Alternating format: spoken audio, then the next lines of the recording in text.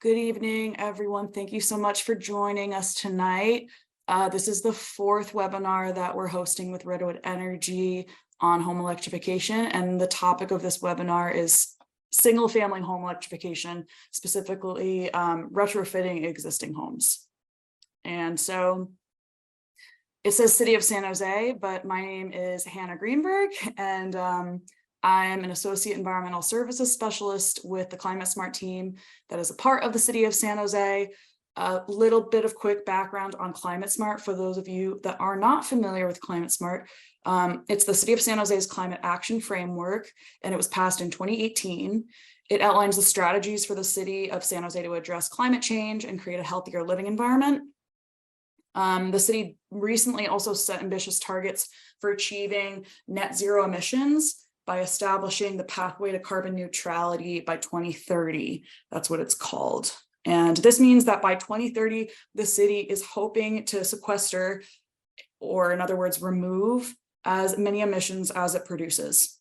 And one key strategy that'll help us achieve our goals is to switch from gas to electricity, all electric in our homes.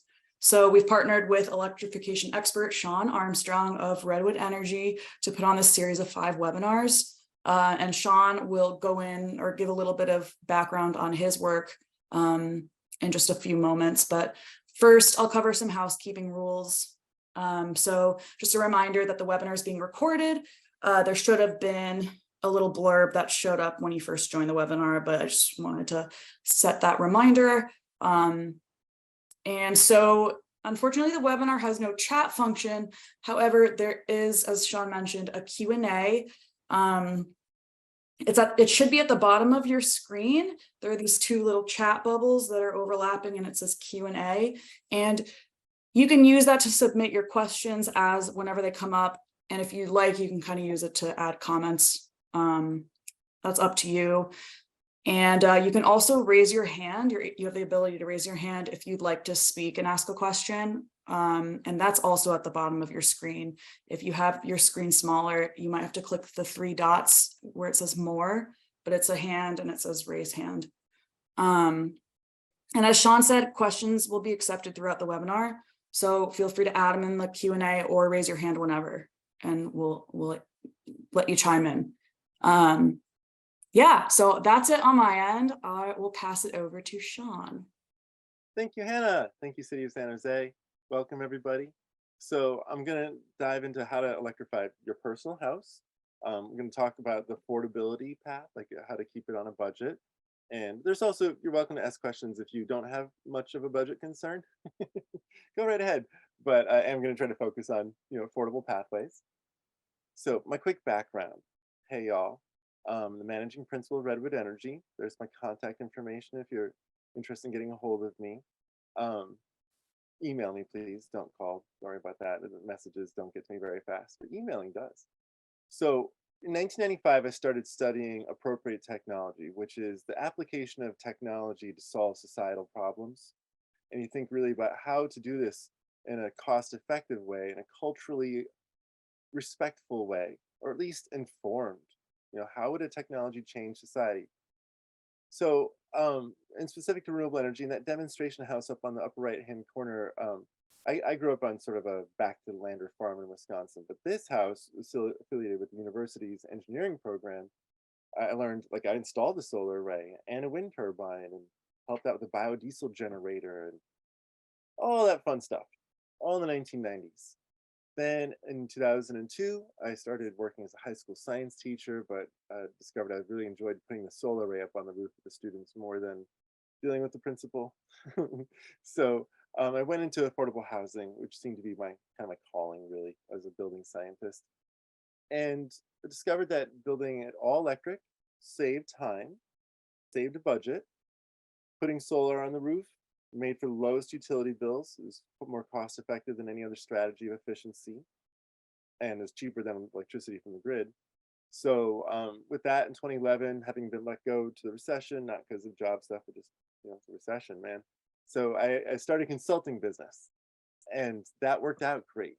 So we worked on more than 350 all electric developments in California. lots. And this cool one here is the big one. It's over on the East Coast on the DC Beltway. It's got a 9-story tall PV wall, cost effective. So this is going to go kind of fast. So I want you to know that you can go to the website. Menlo Spark paid, and as of the Bay Area Air Quality Management District, they paid for us to put out these booklets. They're for free. Just free downloads, very technical, but also we tried hard to write them in a way that people could read. So like there's a single family retrofits booklet, which we put the most love into writing it in a way that it was informative. And some of the things you're going to see tonight are from that booklet, just so you know, so you can slow down with that. Now I'm going to go into products and costs over the course of this presentation. Just get you oriented on what electrification kind of means in the product sense. Talk about electric cooking, heat pump water heaters, not resistance usually, but actually using a little heat pump, which is like a tiny air conditioner to scrape heat out of the air, stick it into the water heater. 3 different kinds of electric dryers. This is a heat pump that this is what they usually look like when they're heating the space in your house, but sometimes that exact same box is what you heat water with for heating then water for radiant floors. Looks just like that. Little boxes that do energy management stuff. We're going to talk about that.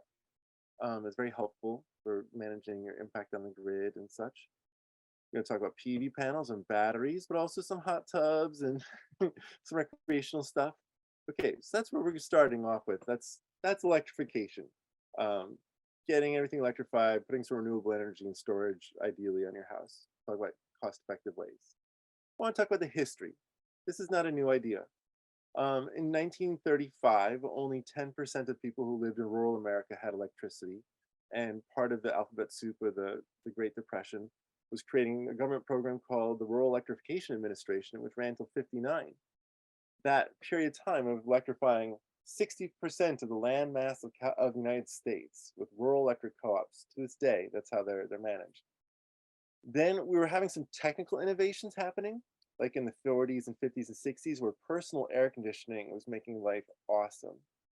And the electric utilities banded together. They hired Ronald Reagan, who just sort of retired in Hollywood and was looking for his next career. They hired him to go open up every nuclear power plant in the country and to bring all his Hollywood friends in to do the #1 television show on Sunday nights, the General Electric Theater. And this was his demonstration mansion, just like I learned at a demonstration house at Cal Poly Humboldt, it's called now, Humboldt State University. They had a demonstration house then. And it was the Reagans would show it off. You can still find their little infomercials of them showing off their lights and such. And then disaster struck. OPEC oil embargo of 1974, followed by the Iran hostage crisis of '79. These oil shocks to America made electricity prices go up 4-fold, quadruple, and really stopped electrification for a while. It started to pick up in, there's a typo there, it says 70, it should say 20, it's just a typo. It's 20 years, went from about 1974-ish to 1992 when electrification picked back up.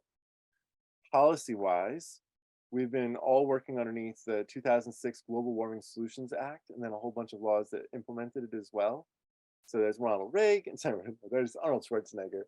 And you can see, oh, our governor's nose is just cut off. It's just to the very right. Anyway, some of the modern politicians today are in the photo. So that law set in place rebates, worked with the federal government's new tax credits. It called for electric power plants and all electric construction by 2020, which our code implementers didn't agree with. They thought that natural gas was the path to the future, which it's very plainly not. It's fossil fuel. But there was a tussle for about 10 years after the 2006 Global Warming Solutions Act, where the code implementers weren't doing it. So in 2010 and 11, though, things changed because the price of solar dropped radically. And that all of a sudden changed the conversations. Because all electric construction with solar on the roof, like you're seeing at this development, this project won us the United Nations Global World Habitat Award, grand prize, the whole world, because the solar array had cost effectively helped fund about 2 of the apartments here, the first ever apartments built for low-income farm workers in Yolo County, where a lot of olives and almonds are grown in California. It's northwest of Sacramento. So in 2019, having the business community of building new construction, having proven that all electric is cheaper and solar on it was cheaper, the city of Berkeley pulled the trigger and actually banned gas in new construction. And we have seen since 2015 a 50% increase in the use of heat pumps. And we don't have good data from 2020, 2023 in the US, except that it seems to be an exponential growth according to everybody. And the invasion of Russia into Ukraine dramatically changed the equation all over Europe as well. I could go into more detail, but that's not for tonight. I just want to let you know things have changed. So in California, since Berkeley passed theirs, 80 cities, including San Diego, Los Angeles, Sacramento, almost every city in the Bay Area, have passed a form of a cap or a ban or very, very strong discouragement against installing gas. Seattle, Denver, Boston, the state of New York, elsewhere. Biden administration's EPA, very influential in a variety of things, and the Department of Energy and the State Department. The whole of Biden administration's response is it's called the whole government response to climate change. And they're all working at different levels, but the EPA's way they're implementing the Inflation Reduction Act and the Infrastructure Investment and Jobs Act is strongly promoting electric and solar. Like even Energy Star appliances, that cool little blue Energy Star symbol, it no longer is going to be applied to anything that burns gas. That's happening right now. So there's a question in Q&A. And Hannah, I had 3 estimates to upgrade an outlet to 240 volts. And I received wildly different numbers. $1,500 to $7,000, yes. Some wanted to go through the attic, the cheapest wanted to go through the walls and the floor. How can I determine what's the best way without having someone punch lots of holes in my home to find out what is the easiest route to the main breaker box? Well, I think the process that you went through is the easiest, quote unquote, other than being an electrician yourself, which is to get multiple recommendations and to use your own noggin. So they go, okay, this person want to go this way, costs this much. This person want to go this way, costs this much. Because contractors are trying to make money. They're not necessarily there to help you figure out the cheapest solution. That might not be their orientation. Maybe it's really expensive for them to show up at your house and they want to charge you a bunch of money for it. So getting 3 bids is the standard practice. 3 different people to show up, give you a good idea, and then you get to choose between price and whether or not they're available and whether or not you will trust their warranty, that they'd come back if there was a problem. All those things are part of someone's evaluation. And you can get more than 3 bids, of course, but 3 bids is usually sort of shakes out some of the issues.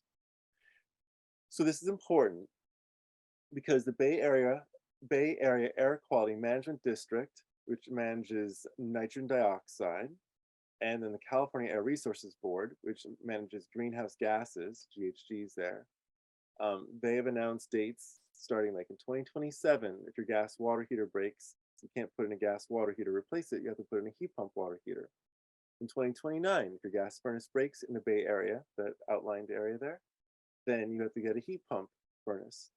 And those rules start hitting in California broadly in 2030 for the whole state through 2035, as we approach carbon neutrality in the state by 2035, what Hannah said is the goal for the city by 2030. Now, we have a steep row, we have a hard row to hoe, as my farmer dad would say. Hard row to hoe, steep road to climb. California has only 8% all electric construction. Neighboring Arizona, where the regulatory agencies didn't try to prevent electrification, it's 40%. Texas is 37%. See a trend there? It's around like 40% all over the place. Florida at 77% and Hawaii at 72%. California is only 8%. To the north of us, 34% and 42%. So this is because we're sort of a petro state. The petroleum ministry is very strong lobby historically in our state government and has promoted gas for everything and discouraged electricity for everything since the 70s and been pretty darn successful, as you can see, because naturally developers try to build all electric if they can. And they haven't been able to do it very easily because of a lack of heat pumps for space heating that worked in cold winters. I'm going to show you that problem's been solved since 2009. So we're at like 14 years now those heat pumps available in the United States. And the Biden administration has been heavily promoting them through websites, rebate programs, informational conferences, etc. Okay, if you electrified your house, we have here a worst case scenario. Existing homes in SMUD territory, Sacramento Municipal Utility District. These all electric homes, the orange line, those homes have mostly electric resistance for water heating and perhaps also for space heating. Gas hybrid homes, they have gas water heaters for space and heating and water heating. Now what you're seeing here is the 15-minute peak amperage. So this is a power amount that's being used instantaneously, like your impact on the grid. You can see that the average, this peak here, where there's an equal amount of people on to the left and to the right, that's at about 24 amps peak. And the average over here, this is around 36, so maybe 12 amps of difference. That is not an insignificant amount. That's like a 50% increase. However, that increase doesn't necessarily happen at the same time as before. That peak might shift so that it's happens more in the winter time for that house. And these homes that are orange right now are being aggressively electrified to become efficient, where their peak will likely be below 24 after they've been completely electrified, because I mentioned that the heat pumps that work during really cold weather, they're also very efficient air conditioners. So when people put in efficient space heating systems, by it's like default, all of a sudden they have a really efficient air conditioner. Like instead of SEER 12, SEER 20, instead of SEER 14, SEER 42 potentially. Really good air conditioners. And so in SMUD territory, a graph that I don't have that's seen, I just couldn't get it, showed the peak actually lowered because of their heat pump installation, which was fascinating. Letter A asks the question, are heat pumps required to replace gas water heaters, or can on-demand electric water heaters be used? The replacement that will go in will likely allow electric resistance water heaters to be used. It's a nitrogen dioxide standard, and so electric resistance tanks or resistance on demand, both of those produce no NOx. Now they might be kind of hard on the grid or hard on your utility bills because they're just electric resistance. So it's not ideal, but yeah. And I've done that in projects where there's no other physical choice because the space wasn't there for anything other. My water heater right next to me is a 2-gallon underneath my kitchen sink, electric resistance. Totally, you can do that. Okay. Now, how much does it cost? $5,000 is about as low as it's going to go for like a whole bunch of stuff I'll show you, and $50,000 if you want to blow a bunch of money. And you just might want to do that. I'll show you how that works. So here, this is a lot of busyness here, but one of the take homes is that the big cost from left to right is gray. What is that, you say? That's the building shell. These 9 examples are houses in Ohio, sort of near Lake Erie. And a guy named Nate, the house whisperer, he's a contractor, he does home electrification. And so he broke down these costs for us. I actually hired him to go through his receipts and like tell me what things cost. So if we're just looking at house 1, which is kind of an average house, in blue, that's the HVAC system, the heating, ventilation, air conditioning. So that's your heat pump for space and water heating. And then blue, you see it's about 10 grand. If you look across, you can see the blue varies from like 10 to 12, like 8 to 12 grand. That's for installation of just the heat pump, replacing the gas furnace. In orange, that's duct work.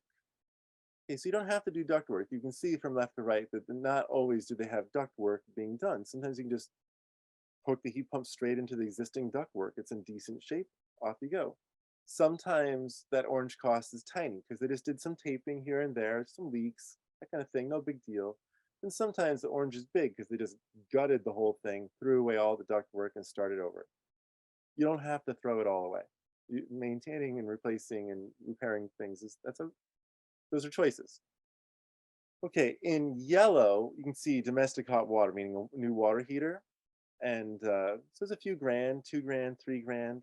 these prices are from 2019. It'd be a little bit more expensive, and definitely more expensive in Silicon Valley, where you are, the most expensive place to build in the country. So these might be more like relative costs for you, but indicative. In gray, that's re-insulating this house in Ohio, close to Lake Erie. But this is what it'd be like if you really did insulate your whole house because it wasn't well insulated now. It makes the house very comfortable to be in, a well insulated house. And that's the big money. That's what Nate the House Whisperer really sells, is his insulation business. Is saying like it's gonna be really comfortable, and it is. And then in green, that's Nate's price for project managing everything, getting the contractors there, because he does whole house electrification. So if you don't re-insulate your house, it's probably about 20 grand all in, including the management pricing, you know. Now, but what if you wanted to do it on a budget? And by 20 grand for you in San Jose is probably 30 grand. I apologize for just telling you the ugly truth, but it's the most expensive place to build in the country because everything's so expensive, because incomes are so expensive, land prices are so expensive, and where do contractors live? And where's their warehouse for all their stuff? And where are their employees living? And it's just so expensive. So if you wanted to do this on a budget, $4,700, which is also something that a single family house that had a renter in it could do, or if you're like just putting something in for your renter, get 2 of these, Drink Pod True Induction or Chef Top True Induction. This is literally what I'm cooking on over here. I live in a tiny house, love it. And I have one of those, it's 2 burners, and it's like $130. It's great stove. It's induction, super fast, super powerful, very controllable, $130. I'd get an Oster extra large, $160. That's big enough for a Thanksgiving turkey. So that's what I have. Then if for a house, you could put in up like 3 or 4 of these things, but they're each like 600, $700 for a decent, not great, decent heat pump that has to use a window that's an up and down window or a side to side window. Not the casement type that swing in and out. Okay, you get a heat pump water heater. And this is, they're not $1,200 anymore. This is, I apologize, this slide I made a few years ago because nothing else has changed, but the water heaters have gotten up to like $1,600 now for this exact same water heater. So prices jumped up from $1,200. But you get one of these like 120 volt ones, plug it in anywhere in your house next to any outlet. You can just plug it in electrically. You don't have to do a rewiring. That question raised earlier. Don't have to do rewiring. All these things are no rewiring strategies using existing outlets. So there's no wiring costs that you're seeing here. And then you can get a washer dryer. I'll talk about this later. This is a small, cheap one, $1,200. So this is how you do it on a budget. I'm not saying you couldn't live a more luxurious life. I'll show you that too. I'm just saying this is the low cost way. Brandon, you say, do heat pump water heaters require a 240 volt circuit? No, they don't. Rheem has come out with this one here as an example, a 120 volt. Nile has a 120 volt, and so both of them. Jeff Perrone, I remember you, Jeff. You were at the last one. You asked, will the introduction of large numbers of heat pumps increase the electricity demand due to more use of air conditioning? What SMUD has shown in the real world since 2018, tracking their homes that they have electrified, the whole house, is that the peak is actually dropped in the summertime, even in these all electric homes, because the air conditioning that's going in, because most of these homes, 88% of Americans have air conditioning now. It's a very small percentage of homes that don't. Depends where you are, if it's like 80% or 88%, but it's about that. So these homes, which almost all have air conditioning, either window air conditioners or whatever, and when they've got electrified, the heat pump that's used for space heating, you want one that's an HSPF of 10 to 12, ideally.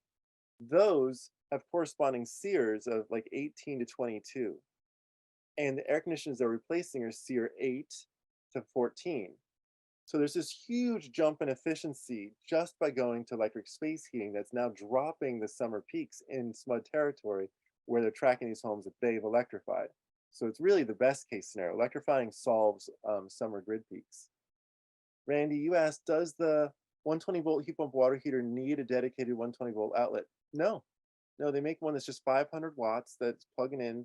You have 2,400 watts in that outlet. standard 20-volt outlet. You have, I think, 1800 watts and a 15 amp outlet. But nonetheless, we designed it. I was on the spec team, so we need to be able to plug into any outlet, including these old 15 amp outlets. And so they make a 500-watt heat pump water heater that's totally safe and legit to install into any old outlet. Knob and tube wiring, this only uses 500 watts. And Randy, you say, how well does the 120-volt heat pump water heater heat water compared to the 240-volt? The 120-volt is designed to store water at 140 degrees Fahrenheit safely and discharge it at 120-volt, or sorry, at 120 degrees Fahrenheit. So 140 Fahrenheit down to 120 Fahrenheit is a storage temperature that the 240-volt ones don't. They have electric resistance to imitate what it means to have more water that's hot stored, because hotter water means more heat in there. So these are two comparable strategies. One that's just storage based and one that's instantaneous, so to speak. It's not actually, takes time. And the consequence is that they have almost the same amount of continuously delivered shower water. That's the peak demand is like 5 showers in a row. But the electric resistance that's 30 amps and powerful has like 82 gallons in 1 hour, and the same size tank that's 120-volt but has hotter temperature water stored, that is like 72 gallons instead of 82 gallons. So there's a difference. 1 shower's worth of difference, basically. And each shower is about 8 gallons of hot water, maybe 10 for a longer shower. So you can see we're getting into like the 5 showers plus someone washing dishes kind of issue. And I grew up in a household with like 4 siblings, 2 parents, and yada yada. And we ran out of hot water a fair amount with the gas water heater. So it sounds just fine to me. We've been studying all these low-income households with like 6 and 7 person households, these tanks under that strategy. They're almost all working fine. We only found problems with a 7-person household. Okay, so I was mentioning earlier the power efficiency, showing you this graph. This is around the instantaneous power that these homes are using. And all of these homes, I want to point out, they were pretty much maxed out at 80 amps. There's some that were getting closer to 100 amps of peak use. Very rare though. Almost everybody is under 100 amps. Like 98% of households are using less than 100 amps. 100 amps is the amount of power that's delivered to a panel that looks kind of like this. It's a certain thickness of copper wire to your house is a 100 amp wire. And then a 200 amp, which is standard construction since 2016 in California only. Everywhere else in the nation, it's 100 amps still. So the importance of power efficiency is that older houses have 100 amps. Sometimes really old houses have 60. New electrical service panels are expensive. Like if you want to go from 60 amps to 100 amps, you might want to do that, but it might take you 3 months to a half a year. It might take you $2,000 to $18,000. You might want to avoid it. I'm going to show you how. So I'm going to show you some strategies and ways to lower the cost. But generally, I'd say like just don't do service upgrades. Do these things, power sharing devices, where you take one 240-volt outlet and you put this, they're just like plug strips, but for 240-volt instead of 120-volt. So you can plug 2 things in, your car charger and your dryer. You have the dryer buddy here, BSA Electronics dryer buddy. I love that name. There's other ones, Simple Switch, NeoCharge, Split Volt, Thermalec. And this little table says basically that they switch between one thing and the other. It's the oldest idea in the book. It's called a transfer switch, and some are smarter than others, but it allows you to plug in your like induction range and your car charger into the same outlet. And whenever you're cooking, you're not charging your car. So 15 minutes to 45 minutes a day, you can't charge your car. Big deal. Rest of the time, it's charging wicked fast. So that same idea can be applied at the panel. So you take out a 100 amp panel and you can plug in up to 400 amps of stuff into a SPAN smart panel or a Coben Genius smart panel. And then the lumen here, this is a sub panel. So it can take 15 amps, just one old fashioned circuit, but you can plug 75 amps of loads into it and it'll decide It'll monitor and say, oh, I've gotten right up to the threshold of what this 15 amp thing can do. And there's two things operating here. No problem. Oh, a third one's turning on? Well, when they programmed this, it told me to turn this one off so this one could operate. And you can plug in into like a 100 amp panel, once again, like 400 amps of stuff. So this load balancing that's done with a smart panel is a strategy that SMUD's done great work with, span panels particularly, but there's a Canadian utility that's doing a bunch of work with the Genius, and Lumen is popular, etc. So Bala, pardon, you're asking, are there heat pump water heaters that have the option to choose between 120 volt and 240 volt for future wiring upgrades? No, they come either as 120 volt or 240 volt, and they can't be switched. It has to do with internal electronics that can't really be replaced. Anonymous attendee, you say, how will the ban on replacing natural gas water heaters work? For example, if a home had just had a gas water heater installed, replaced in 2030X, whatever that is, and it breaks right after the ban in 2030X plus one, a year later, would the water heater warranty just be voided and the homeowner would be forced to replace their water heater with an electric one? Yes, correct. You had the great misfortune of having your water heater break, and that happened so that your product was so crummy that it broke like 6 months later, and then yeah. And that's one of the reasons why you're seeing this worldwide, because these bans have been implemented in Switzerland since 2012. And so I've been watching as a student what happens when the ban year approaches. Usually a year or two before, people stop wanting to install them at all. You're seeing that in Norway right now, where there's 80% adoption of EVs, even though 2025 is when EVs are required and there's no more sale of gas cars at all in Norway. And we're seeing that like in gas boilers in other countries in Europe. Saw that in China. 2025 is also the year you cannot buy a gas car in China anymore. They're pretty much not selling gas cars now in China. It's amazing to see how much cleaner Beijing has become just in the last 3 or 4 years. So yeah, that is the goal, is to discourage people also in the years upcoming to it from investing in a product that is guaranteed to be irrelevant shortly. Now, I promised you this would all be about affordable options. I just showed you cheap options, fast options, things that get the work job done. Now, if you just happen to like be one of the owners of Oracle or whatever, this for $9 million gets you a 120-foot long yacht, the Silent 120. They also make Silent 60s and Silent 80s if you're on a budget. Those are like $6 and $8 million respectively, or 6 and 7.5. So the Silent 120, this can go 100 miles in a day just on the solar array that you're looking at. It can retract that solar array for the helicopter that comes with it. It's a little electric airplane helicopter thing for 2 people in there. Lots of artificial intelligence and such built into it. It has a submarine, an electric submarine that drops off the side on one side. It has a place to park your electric jet skis that are made. And you can see there's a heat pump that's doing the hot tub there that has a big movie viewing screen. There's 6 bedrooms. There's a full kitchen area, laundry machines, and all the rest of it, all powered on the solar array. And it's transatlantic, so you can get it across the ocean should you want to. Now, back to the real world. A lot of people like to talk about how all electric construction sort of makes them feel a little vulnerable. Like, what happens if the power goes out?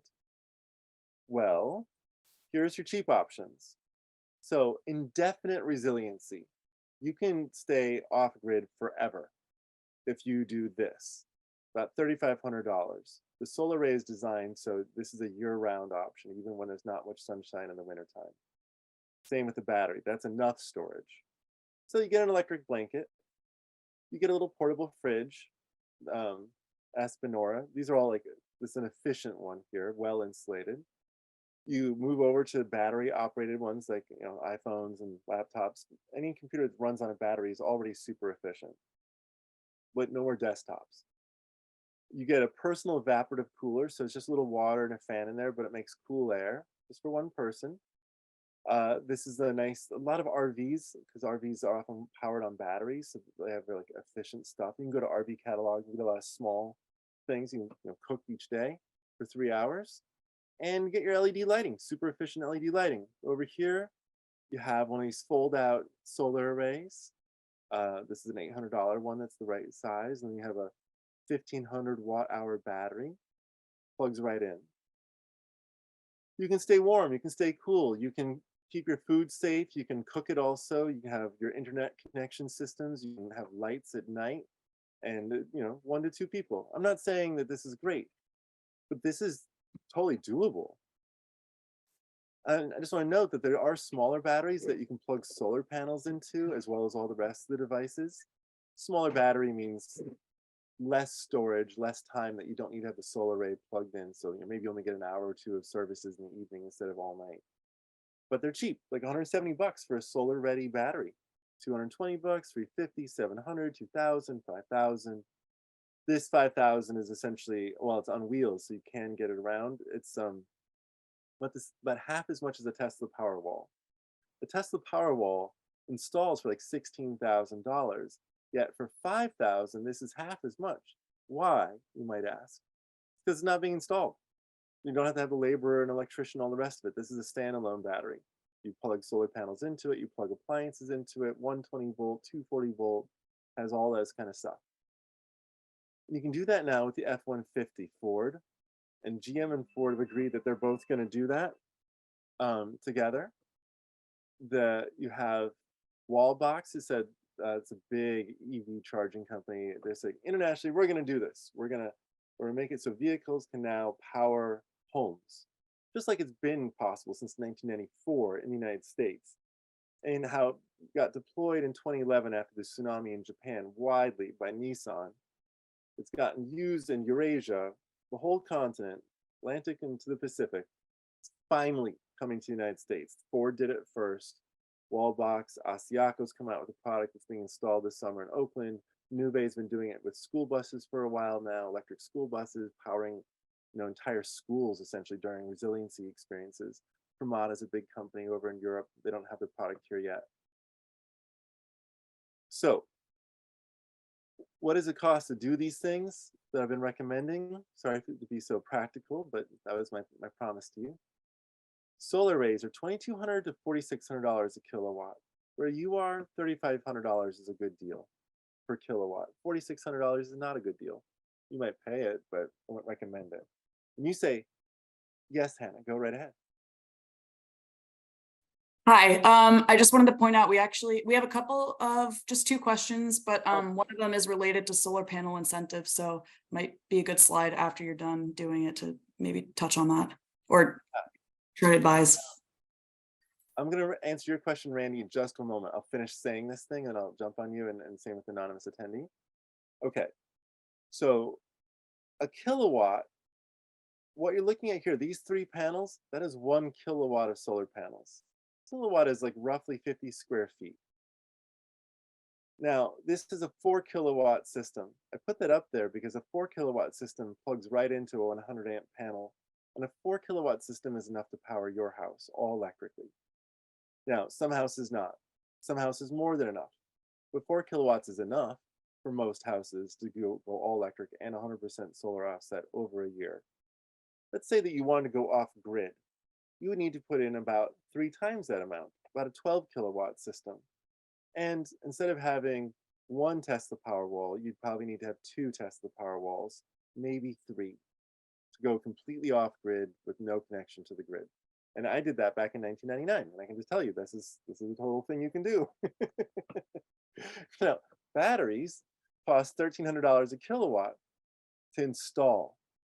The installation is a big part of it, which is why I just showed you that roll-up one, and I also showed you how the truck can roll right up. That's the cheapest battery of all, is getting an EV that you drive around and then just plug it in for resiliency moments. So this is inexpensive but unconventional to get a standalone battery. This is inexpensive but unconventional. This is expensive and conventional and works. So it's $1,300 a kilowatt, and a Tesla Powerwall is 13 kilowatts. So you're looking, sorry, got a little distracted there. Mail delivery from mom. So you should be thinking like $16,000, $18,000 to put in 1 Tesla Powerwall. Now, that amount of money in San Jose can buy you an electric vehicle that has about 35 kilowatt hours on it, 3 times as much. If you go buy a used EV in San Jose, like Sunnyvale used EVs from Volkswagen, etc., and if you plug that 3 times larger battery into your house, just drove it up, and now that's your car battery for your house using a wall box vehicle to building charger. That's an inexpensive way to get a battery, is used EVs with that kind of bidirectional charger. So that's like unconventional, but 1/3 the expense.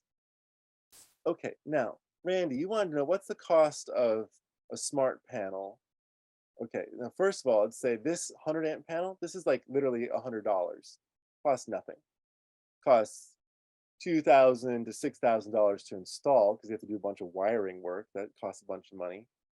Now, a smart panel, or these things here, these are $500. 300, 800, depends upon the device, depends on what it's doing. Call it $500. It's just 2 things usually you'll plug into it. These devices, the Span, the Genius, the Lumen, they're all in like the $4,000 to $5,000 plus installation. So they're exponentially more expensive, 10 times as expensive as doing the 240-volt, just like, plug strip strategy. But this avoids a service upgrade potentially. A service upgrade starts at $2,500 and goes up to $18,000 and takes so long that you want to cry. So this can be a cost-effective strategy. Now, anonymous attendee, you wanted to know about solar panel incentives. What is the best resource for solar panel incentives? There are a lot of sketchy ads that want you to fill out a lot of personal information before they tell you whether or not you qualify for any incentives. Yes, they're all punks. So the only incentives that are available are 30% off tax credits. They're available to everybody. There isn't any other tax credits. There isn't any other rebates. Not in California, not in any other state. There is no other money than 30% tax credits for installing solar arrays, and no one has to fill out any information anywhere because that is the only answer. Okay, California doesn't have solar rebates. The federal government, through the Inflation Reduction Act, set tax credits at 30%. And they're 30% until 2033. So until I have a lot more gray hair, that is the only answer, is it's 30% off. There, all done. Yeah, and one more quick comment. I don't know a whole lot about them, but I know that there are a couple of other incentives that are only for income qualifying residents. Well, Yeah. that is not single family homes though. So apartment complexes that are low income housing have a rebate called Build. They have another rebate called Soma, but that is not what we're talking about tonight. That's affordable housing apartment complexes, and only the developer owners of them have a relevant conversation on that topic. For all of us normal people who have houses or live in homes that we rent, we have access to 30% tax credits and no rebates. Now, Abhishek, you say, how do we calculate how many solar panels we will need in the future in the scenario where we, in our household, have an internal combustion engine vehicle now, at the moment, but we'll transition to electric vehicles when we're ready to buy new vehicles in 3 to 5 years? It's relatively easy. Okay, so you say every mile that you drive in a year takes you 3 kilowatt hours. All right, how many miles do I drive in a year? Let's say you drive 10,000. Now with your 10,000 miles of driving, you divide it by 3, because it's 3 miles per kilowatt hour. Let's call it divided by 3.3. You're a slightly efficient driver, so we can just do easy math. Okay, so 10,000 divided by 3.3 is 3,000 kilowatt hours. That's what you need, is 3,000 kilowatt hours of electricity to drive 10,000 miles. With your 3,000 kilowatt hours, you say, well, how many solar panels do I need? Well, 1 kilowatt of solar panels in San Jose makes 1,500 kilowatt hours. So you need 2 kilowatts of solar panels. That means 2 of these stripes here, like 3 panels, that's 1 kilowatt. Another 3 of these, that's 2 kilowatts.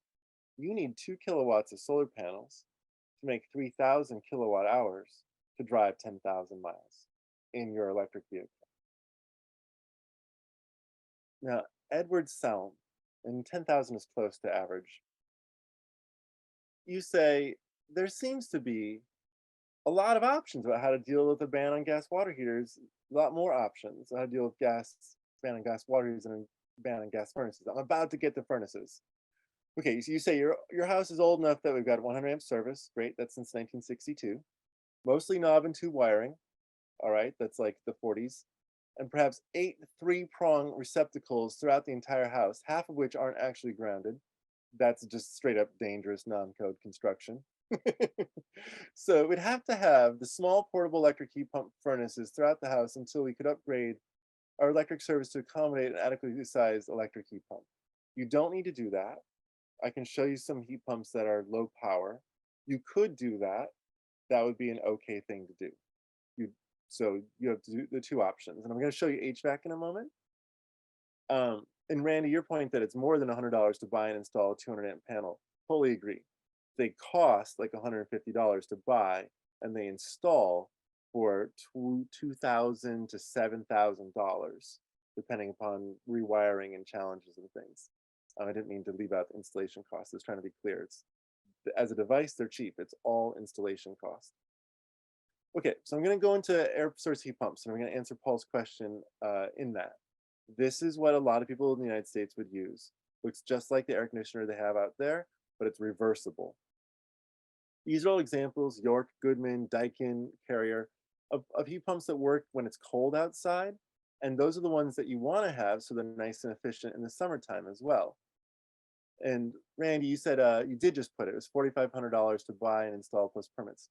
Yep, so that sounds like a standard cost for installing a 200 amp panel. It's expensive. It's not what I recommend. I recommend all sorts of other strategies, but people do it. Okay, so this is a heat pump, and these cold climate ones, they'd be using 20 amps instead of 30 amps. It's one of the nice things about getting one that is efficient, is that it uses less power to get the same amount of work done. And Bala, you say, is 100 amp service a no-go for heat pumps for central air conditioning? Not at all. No, 100 amps is more than enough. That's in 1962, they succeeded in making a 100 amp code mandate nationally, like the all electric movement that I mentioned Ronald Reagan was promoting and such. They won. What they succeeded is the 100 amps is enough for an entire house to be all electric. So you have to make some choices, but yes, you can do it. Absolutely. And have been able to.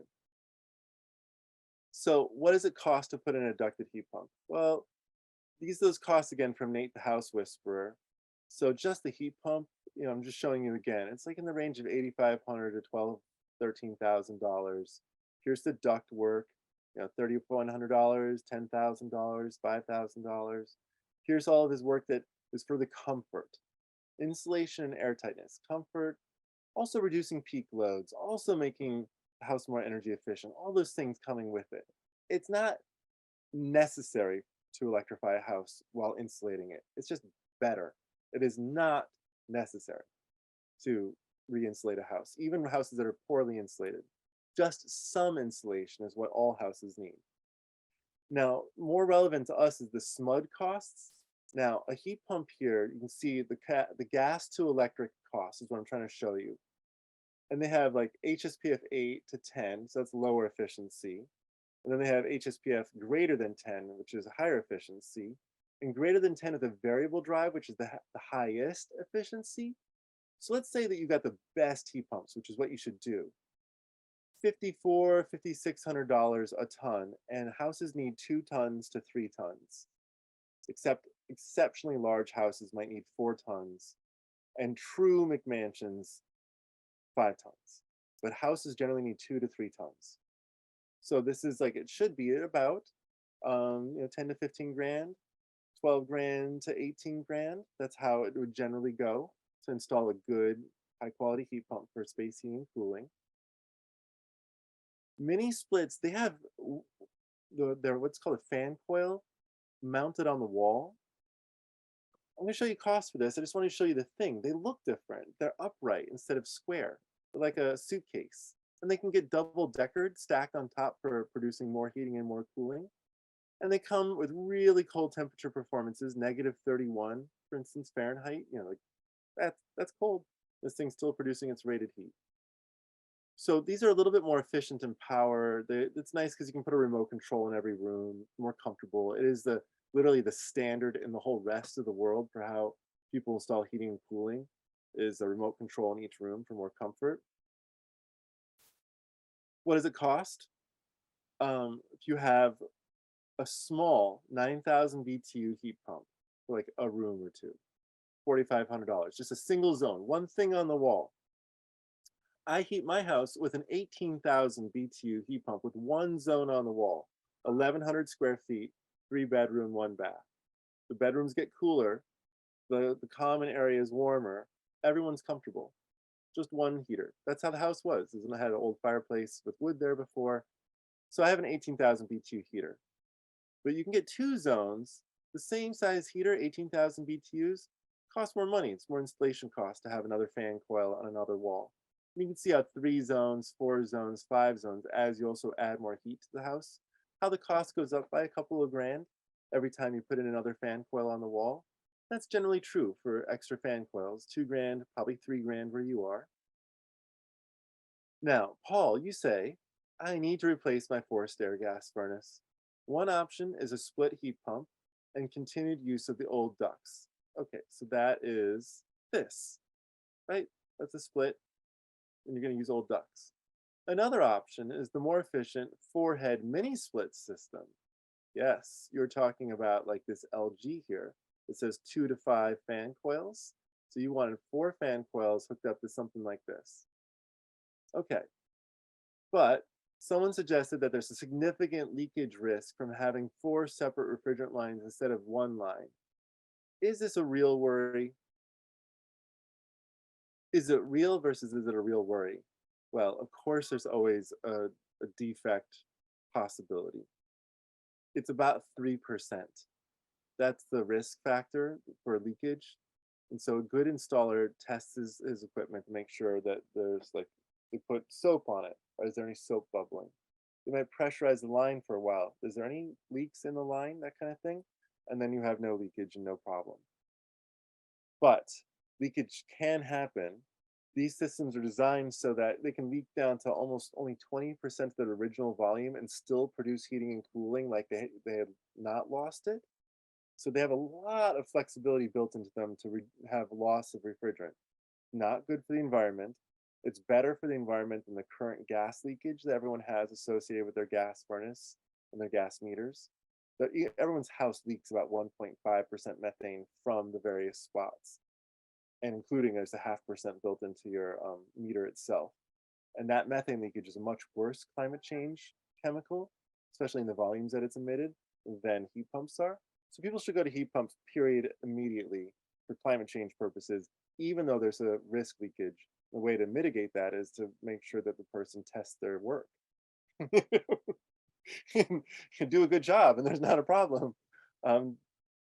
Okay, so then Anonymous asks, how is a multi-unit home, not a single family home, different? So you're saying like a duplex or a triplex or a house that has flats.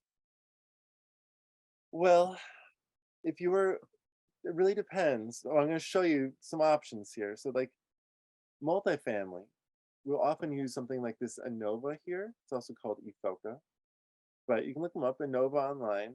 They're sold in California. They go in a lot of our apartment complexes. And each one of these does 1 ton of heating and cooling, and it can plug into any outlet, 120-volt outlet. 1 ton being 12,000 BTUs an hour, but roughly enough for a couple of rooms in a house, or a studio, or a 1-bedroom apartment. So this is an example, as is the Limpa Maestro, as are these, Friedrich and Gree. These are noisier, lower quality ones. Innova is the only one on this list that you can see it has -14 cold climate performance. So it can go real cold and it's efficient and quiet. Exactly.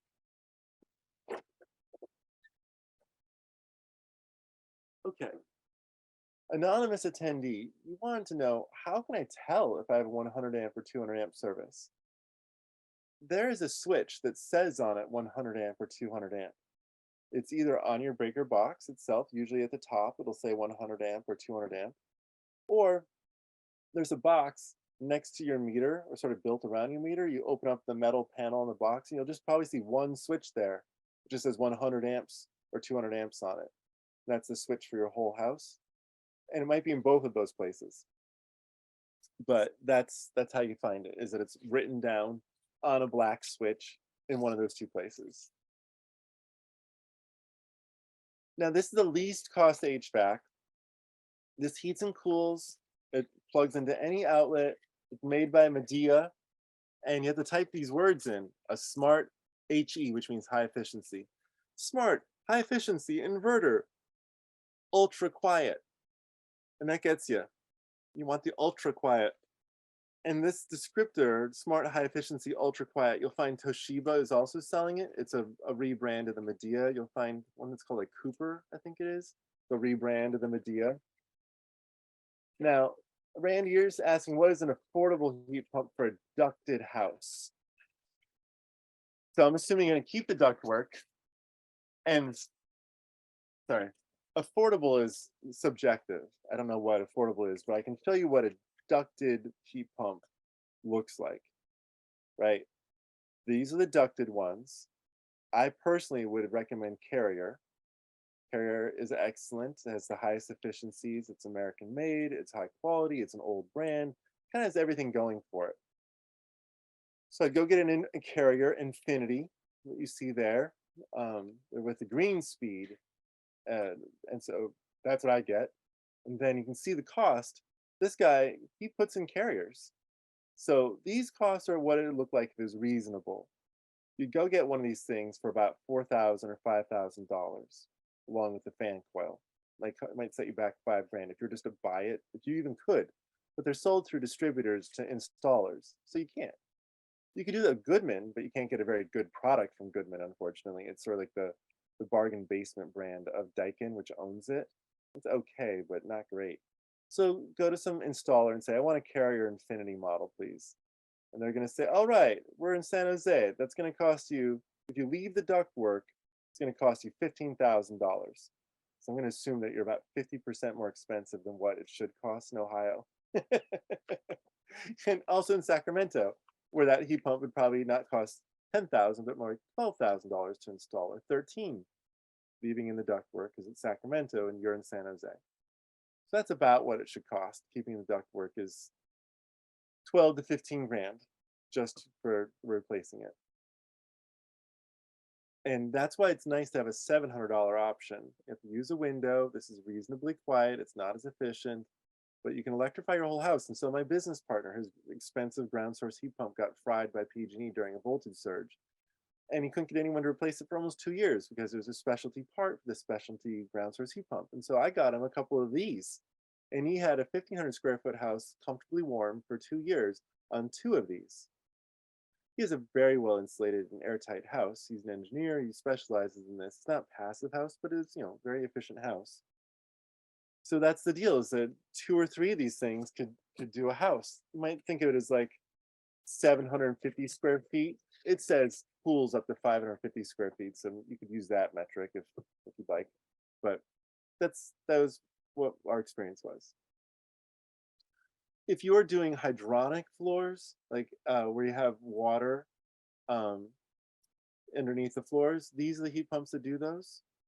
And that's a specialty, more expensive product. But there's still, the products themselves aren't that expensive. It's the installation that's always the kicker. It's always like 3 or 4 times as expensive as the product. But these are the kind of things you'd use. Eltron, Arctic, Space Pack, Aramec, Chiltrex. Space Pack, Aramec, and Chiltrex are well represented in California as brands if you're looking for your hydronic system. Here's the water heaters I was just showing you a moment ago. They're $1,800 to $2,600 generally to purchase, plus installation. And left to right, Eco 2, that's for if you have a big bathtub, like an eggshell bathtub, you need an Eco 2. If you don't, if you just have like showers and normal bathtubs, any of these water heaters have worked just fine. From Eltron, which is kind of the premier brand, quietest, oldest, German manufacturing. Rheem and A.S. Smith, both built over in like Georgia. They are excellent, but they're still a little bit noisier, a little bit, they're very high production. They're the 2 big name brands. Bradford White is sort of a distant third. A little bit cheaper, quite as good of a product, but good enough. It's still a heat pump water heater. Um,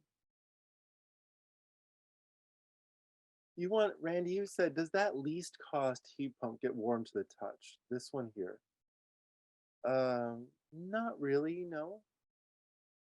No, it's like when it's in air conditioning mode, it's warm and it's pouring out cold air and it's doing heat exchange with the outside air. There's you can see here, there's a hose here, like this round thing that's air, but there's also a hose within it. Like it's inside of another hose, and both those two go into the window. So it's pulling air in as it's exhausting air at the same spot, but it's hose and hose. So no, it doesn't get particularly warm, hot to the touch. Like one of my staff as an infant baby, and she would nurse next to this thing and report it was just very comfortable and quiet. The kid could sleep. Um, Stephanie, you said that suggestion of the Carrier Infinity, then we could use a $1,000 rebate from Bayren, yes? Yes. And those rebates are for heat pumps still, yes? Yes. Yes, Bayren would be happy to work with you to install these kinds of heat pumps, like the Carrier Infinity. You bet. Okay, so then heat pump water heater costs. SMUD, who has done the most work in our state. I like this because it shows standard deviations. So about 80% of the costs are in like a darker orange peach. This goes from June of 2018 to the recession, actually, like, the April, right there, April 2020. Remember what happened there? So there wasn't a whole lot of work for a couple of years in SMUD territory, but up until that point, the average cost for installing heat pump water heater ranged between $3,500 as an average, with one standard deviation, so like 35%, 40% of the people above that, in the $4,500 range. And then pricing started to go up, and SMUD was like, why is pricing going up? We should get rid of our rebate. We're going to lower the incentive. Coincidentally, they did it right at the moment when the COVID crisis kicked in. But they kind of said, it seems like telling people that we're going to lower the incentive made them start to lower their price. That happens. Incentives are partially, well, they're designed to incentivize the installers to start supporting the product. So it's not a surprise that the installers take more money when there's incentives there. That's by design. So you can see also the crazy prices. So the last, like 10%, the highest 10% pricing, the very highest of the high, we're looking at like $5,000, $6,500, $7,000. That's the kind of crazy pricing that you might see in San Jose if you only get one bid. You should try in San Jose to get your pricing down at like $5,000 for installation. Get a few bids. And one of them will be like, yeah, 5,000, 4,500, 5,500, like something reasonable. Save a couple $1,000s by getting a couple more people to come over. And the cost of converting, if they did put in a 240 volt system, was $600. They track that, $600. So if you're going from gas to electric and you're not using a 120 volt, you're going to use a 240 volt. If you did that, then it costs $600 on average. Bala, you say, is there an option to mix a mini split for a 1-bedroom? Yes. And a central fan coil to serve the rest of the house? You bet, done all the time. I've seen it done all the time, where people want one system for the rest of the house and then one room they'd like it to be hotter or colder. It's the master bedroom. We like to sleep cold. It's my office. I can't stand being cold in my office or too hot. I need to have its own air conditioning system. That's not the rest of the house. I've heard all sorts of rationales, but I see it all the time, that mix and match system. Mary, you say, does the heat pump water heater install need to be done by a contractor for the tax credit? Can I self-install the Rheem 110 volt plugin? The tax credit that you're speaking to, I've not used before. It's new, and it's like $2,000 for a heat pump water heater. And because the tax credit, you'd give the receipt for the water heater to your accountant, either for the installed price or for the product itself. So yes, I believe just buying it and then installing it yourself, if you keep the receipt, hand it to your CPA or do it in your own taxes, say like, this is legit. Yeah, that would work. Um, Anonymous asks or says, is there something wrong with homeowners installing a heat pump water heater without a permit? All the wiring and the water lines are pre-existing. There's nothing wrong. Somewhere between 90 and 95% of all water heaters, no matter what they are installed without building permits in California. Almost unheard of for a plumber to show up and get a permit. Now that's reality. I'm speaking on behalf of the city of San Jose, so I'm going to explain building permits increase safety.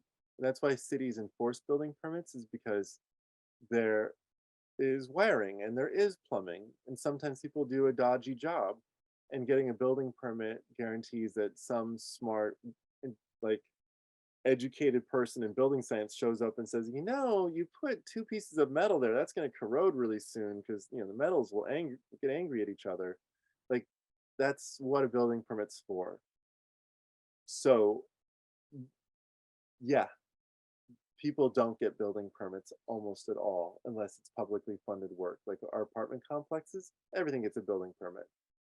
Our apartment complexes that are publicly funded, where the contractor doesn't have to get a building permit, I've definitely seen large projects that I thought should get a building permit just on principle, not get a building permit. So that's how it is. Your induction ranges. Um, and just so you know, Hannah, I answered Paul Meager's question a little bit earlier about the refrigerant leak, and it's like, yeah, Okay. it can leak, but methane, natural gas, is a worse leak. It's guaranteed to be happening. Okay, so slide in induction range. This is sort of the classic. I showed you the less expensive option. Spend a few $100s, get some plug-in countertop ones. But let's say you want to spend some money and you want it to be like this. So the cheapest you can get is a Frigidaire. I don't recommend anyone ever buy the cheapest of anything, because that's reflective of quality in a lot of different ways. Will it give you an annoying buzz or clicking sound? Are the coils kind of small? You thought they'd be bigger. Well, you got the cheapest thing. So you can get a nice electric glass top, electric resistant stove for $600 to $700. That's actually like good, whereas Frigidaire is the least expensive induction range. Going up to LG, Frigidaire's more expensive ones. Samsung is a great brand. I would generally point to LG and Samsung as industry leading brands. And KitchenAid, I have a very nice KitchenAid. And then if you want things to look fancy, you can spend some serious money. $3,500 for the SMEG, that one that you're looking at there. $22,000 for the AGA, which is all about its name. The guy who invented AGA, he was blinded in a gas explosion in his lab, like in the 1920s. And he's so upset that he invented an electric stove, which is how that brand began. Is he didn't want his wife to ever cook on a gas stove again, and he was blind, and he was pissed. So you have the whole range in the expensive version of stoves. These renter solutions, I just want to, like, here's a whole bunch of products. You can get these little countertop ones. Volrath is fancy and nice. I liked my Volrath. Eurodib is like a more expensive two burner, and they're great. New Wave is very popular. Duxtop is very popular. So Inducto, perfectly good stoves. So you can get them for a range of like $130 to $350 for the two burners, and 40 bucks, $100, even expensive, like the Volrath. That's for catering businesses that are like cooking crepes in front of a whole bunch of people for breakfast. There's a question here from Anonymous. It says, I already have a 200 amp panel. Lucky you. Should I convert to an induction range, heat pump water heater, heat pump HVAC? Yes, you should do all those things. Does it stand to reason that I should install solar panels first to mitigate all the added electrical usage? Yeah, I think you should do it whenever you can. So solar arrays can sometimes take longer, but you have enough. 200 amps allows you to put in about 8 kilowatts of solar, which is more than enough, should be more than enough for your house and a car. And then you have so much power there, you'll convert everything to all electric, and you'll still have like 100, 120 amps, even if you do nothing to try to conserve your power budget. Hannah, you have your hand raised. Yes, I know that Trudy has her hand raised, so Oh, yeah, I'll unmute Trudy. Tru- Or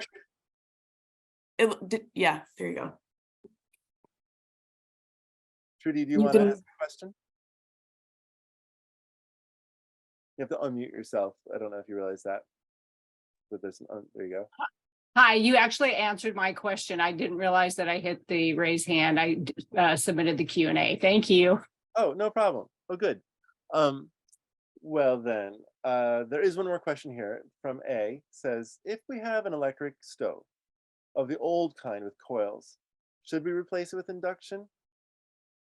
You don't have to. The old type of the coils, I hate them. They're kind of dangerous because they're black, even though they're burning hot sometimes.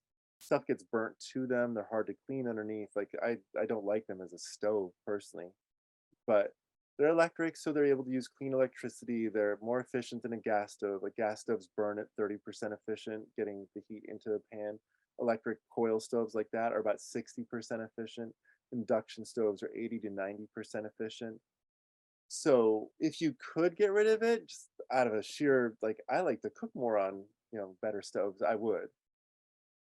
But Randy's point is well made here. You should mention that if you go to induction, you may need new cookware.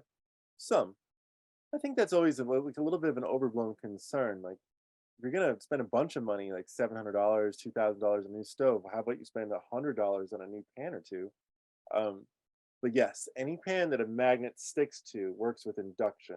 Induction sends up essentially a magnetic field that induces electricity to flow in the pan, but a steel pan can't let electricity flow through it, so it just heats up instead.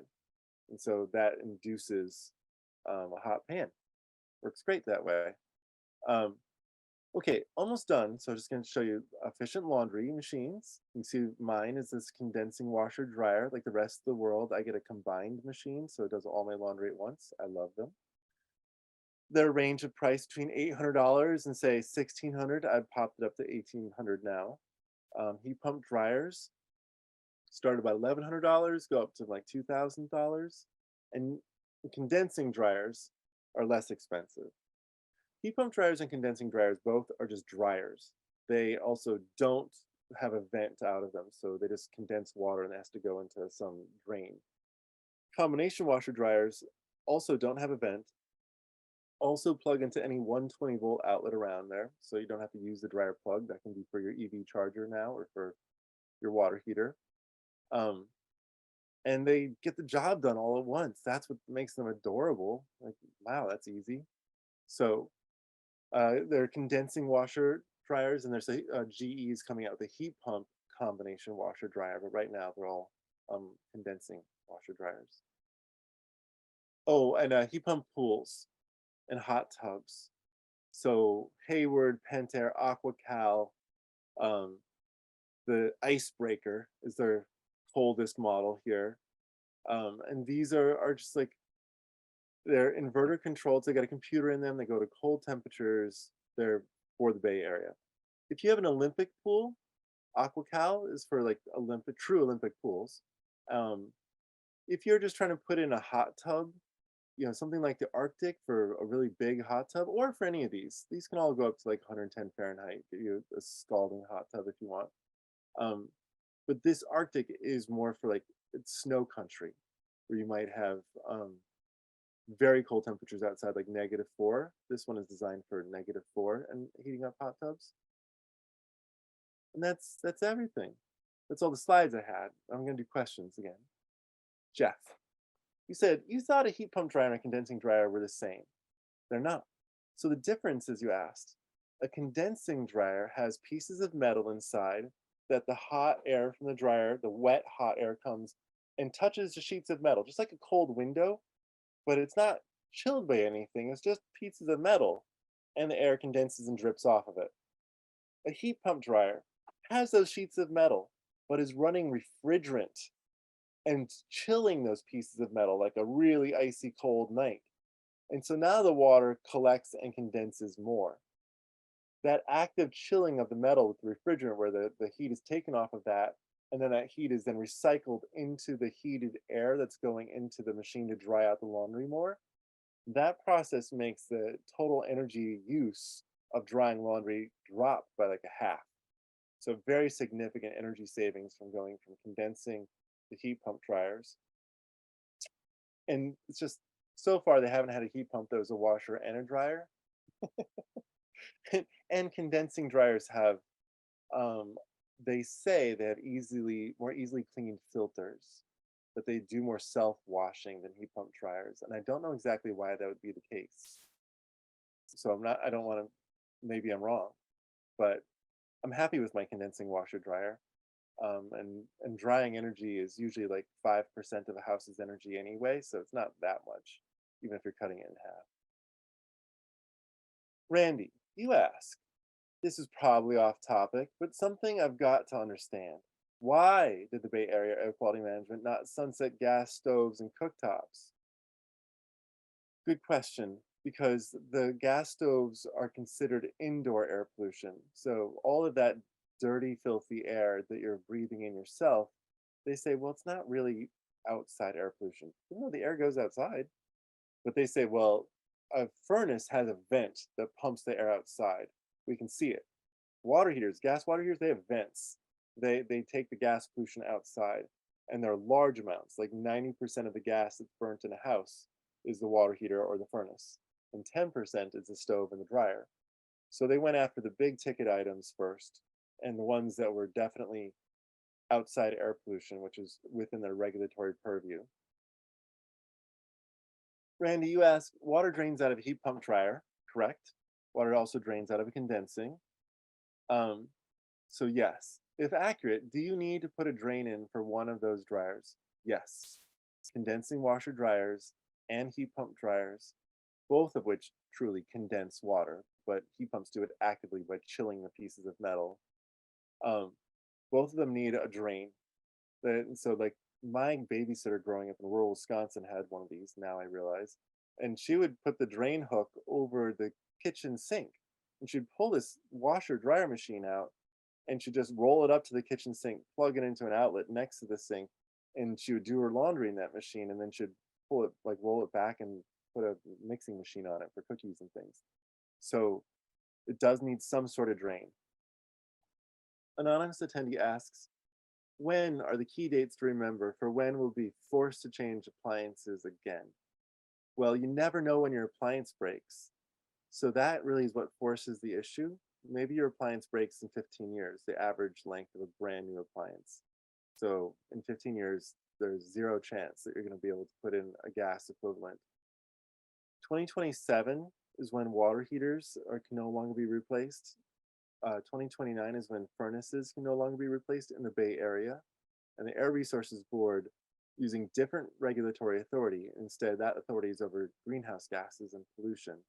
They are using phase-out dates for a lot of stuff. They've been announcing phase-out dates for trains and cranes and trucks and cars and all sorts of things. And all those dates are like from next year on to 2035 for essentially everything that uses fossil fuels in our state. Randy, you are right. The gas goes outside the cooktop if it's vented. And I agree with you that they should have taken action on stoves. And I've done a lot of work with the South Coast Air Quality Management District on calculating air pollution from stoves. And they made a calculator from all of that work. There was lots of us building scientists contributing to it. And I wish that our local Bay Area Air Quality Management District was more active on stoves. I 100% agree. I think that they have reasons. I don't agree with them. I think that you don't agree with them either. But I'll say, honestly, I don't agree with the reasons. I wish they'd gone further faster. Gina Lynn, you ask, is whole house fan energy helpful to save energy? I have understood that, yeah, essentially moving air around your house can make it feel about 10 degrees cooler. Ceiling fans, whole house fans, stuffy air in your house feels warmer. Moving air feels cooler. And so you can avoid using the air conditioner by using a whole house fan, especially if you pull in outside air from at night. and so that you have what's called an economizer, I believe, and you like specifically get some cool nighttime air coming into your house. Randy, you say, oh, it doesn't need to be a drain in the floor. It doesn't need to be a drain in the floor. They have a condensate pump in them. These washers that are, well, heat pump dryers and condensing dryers. They have a pump, and so they will elevate the water up to a sink, or you can put it down into a drain. Randy, and you say, for the San Jose person, is San Jose considering or planning? Oh, this is for Hannah. This is for you. Or did you already answer? Yeah. We don't have anything set in action, but it's a conversation that our team's been having, along with other options to help facilitate the transition. So I don't have a solid answer right now, but it is something that's being talked about. Well, we're at 7:24. I promised you, Hannah, that I would try to get us out closer to set like our actual time. Ah, So I think we kind of did it. That's pretty yeah, good. We had 37 questions that we answered. Nice. I think a That's lot of good session. questions. So yeah, I'm happy. All right, we did it. Okay, everybody. I hope you have a very nice evening. You're welcome to reach out to me. I showed you my email address in the beginning, and let's see, Hannah, you're going to send out our slides, right? Yeah, we've been really slow to get them edited and posted to our website. They will all be available on our website. We're also going to work on hopefully translating them into Spanish and Vietnamese. So just stay tuned. We'll also, once things are prepared, send a follow-up email to everyone that registered and attended. Okay, well, I just want to say, hey, thanks, y'all. Good questions. I wish you the very best of luck in electrifying your home. And for everyone who feels like it's happening a little bit too soon, and just say that, my mother-in-law died in the 2017 Tubbs fire. And at that point, when it became no longer there's any time left for her, that was a climate change induced fire. She was one of the more than 113 people who've died in the climate change induced fires since 2017 in California. So there's so many people who've run out of time, and the problem is burning gas. That is the problem. So burning and leaking gas, but all of it related to burning at the end of the day. So my opinion is that we are already out of time, and some people are literally and truly out of time. And so that is a reasonable counter. All of us in the big public debate about what should we be doing, we have to also have a voice for people who died prematurely already. So that is my, I wish you all the best, and I respect all of your opinions. I hope you also respect mine. Yeah, thank you so much, everyone, for attending, and I hope everyone has a great night. Yep, take care, y'all. Have a good one.